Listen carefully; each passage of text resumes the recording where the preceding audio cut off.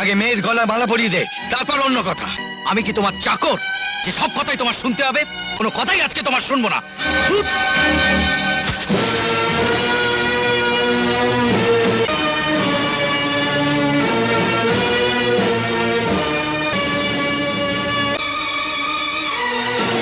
দাদার ভাইয়ের পেটের খিদে আলাদা হয় ঠিকই, কিন্তু কোনো দাদা যদি জানতে পারে যে ছোট ভাই না খেয়ে খিদেতে ছটপট করছে, তখন সে ছোট ভাইকে না খাইয়ে সে নিজে খেতে পারে না।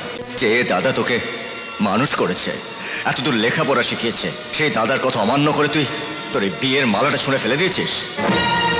তুই যৌতুক চাইছিস, আর তোর দাদা আশা করে আছে যে তার ভাইয়ের বউটি যেন সর্বাঙ্গীন সুন্দর হয়, একটি লক্ষ্মী মেয়েকে বিয়ে করে তার ভাই যেন সুখে সংসার করে।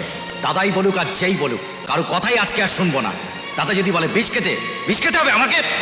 হ্যাঁ হ্যাঁ, বিষ খেতে হবে।